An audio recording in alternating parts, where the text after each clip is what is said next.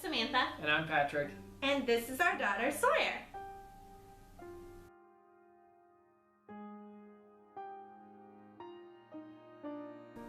Samantha and I got married in 2012 and decided a year later to have a baby. A month after that, we found out Samantha was pregnant. Patrick's in the military, so when it came time for our 20-week anatomy scan, he was in Virginia at a training, so I had to go alone. And while most people leave that appointment overjoyed and excited, I left terrified. That was the first time that we heard that Sawyer's heart might be sick. Yeah, I remember that day. Samantha called me and told me there was something wrong with the baby's heart, but that's all that they could say. It's always hard being away from your family, but when something like this happens, it's even harder. A month later, after way too much Googling, I met with a pediatric cardiologist from Riley, and he confirmed that Sawyer's heart was very sick. She had hypoplastic left heart syndrome, which essentially means that the left side of her heart did not form properly and would never function correctly. Sawyer was born on July 31st, 2014. After a few short cuddles with her mom, she was whisked away to Riley Children's Hospital. I went with her, but Samantha had to stay for her recovery. At 7 days old, we had to hand Sawyer over to Dr. Turrentine for her first open heart surgery, and that was really, really hard. I remember the whole night before, I wanted to be with her so badly, but every time I looked at her, I just burst into tears.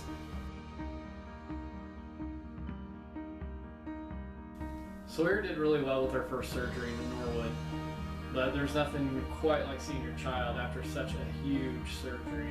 Hooked up to countless lines, pale, puffy, but she recovered well and went home at 35 days old. We spent 4 awesome but nerve-wracking weeks at home. Then Sawyer returned to the hospital with a blood infection that had attached to her heart as endocarditis. On October 18th, things went from bad to worse. We were rushed over to the ICU and we watched helplessly as Sawyer's oxygen dropped from the 70s all the way down to 1. And then we were hurried away to a small room to wait while she was placed emergently onto ECMO. Shortly after they started that procedure, they came to tell us that Sawyer's heart had stopped and they had to start chest compressions. After 27 minutes of chest compressions and emergency surgery, we got to see her. She had pulled through against all odds, but ECMO is a big deal. It's complete life support.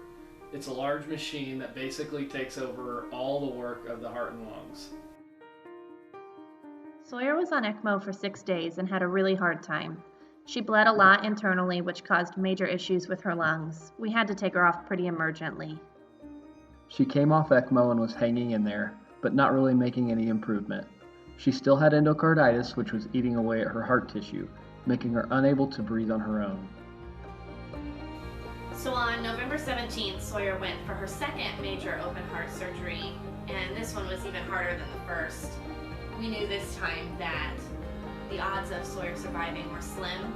She was very sick, very weak, and after this surgery, she needed ECMO support again, which felt all too familiar, but she was able to come off after a couple of days. From there, it was all about getting her well enough for her next stage surgery for hypoplastic left heart syndrome, the hemi-Fontan, but we never really got there. She had one more significant cardiac arrest, a handful of smaller ones. She had several months of kidney failure. She was unable to be fed even through a feeding tube, and her liver took some pretty massive hits. At some point, she suffered a small stroke. But even going through all that, she was awesome. She had all the doctors and nurses wrapped around her finger. She had a lot of friends, a lot of aunts and uncles, and even a couple boyfriends. Almost 6 months since we arrived in the ICU, it was determined that Sawyer would need a heart transplant. Her heart was too complex and too sick for anything else. We enlisted for transplant and were prepared to wait it out and just hope for the best. And it came sooner than we ever thought it would. 39 days later, at just over 9 months old, we heard the words, "We might have a heart for Sawyer." Sawyer had been doing really well up leading up to her transplant, but we knew that she was very sick and that transplant was her only chance of getting better and living a life outside the hospital. It was strange and terrifying to think that her heart was going to beat for the very last time, that it would be replaced with someone else's heart. I don't think I'd ever been more scared in my life. We needed this to work. She didn't do so well with her transplant surgery. She wasn't much for following the rules. Everyone had told us that she would come back from transplant pink. She'd always been kind of gray and dusky, and we were excited to see pink toes and lips, but she wasn't pink. She was ghostly white and really, really struggling. Thankfully, Sawyer turned a corner, started getting better, and around 2 months post-transplant, we were headed home as a family, for the first time in 9 months.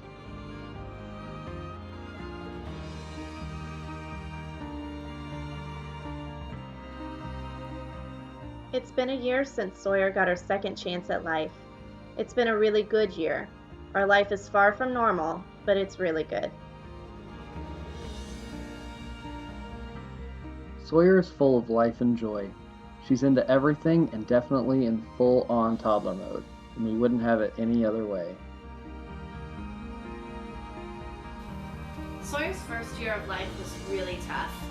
Even when she was doing relatively well, we were surrounded by more kids just like her, struggling through surgeries and recoveries, some not making it. It's crazy to think that 30 years ago, there was nothing that could be done for kids like Sawyer. They were just sent home on comfort care to pass peacefully with their families. Research and development for CHD has come so far. There's no cure, there's no prevention, but there's so much that can be done to repair these broken hearts or to hold kids over for their next surgery. It's shocking, though, how many people don't know about congenital heart defects. It very much feels like this hidden world that nobody knows exists.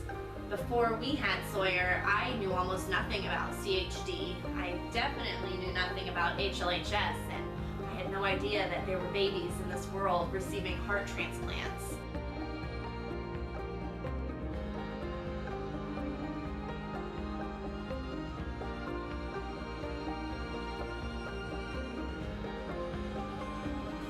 We hope more people will join us in our mission to spread awareness and raise funds for important research.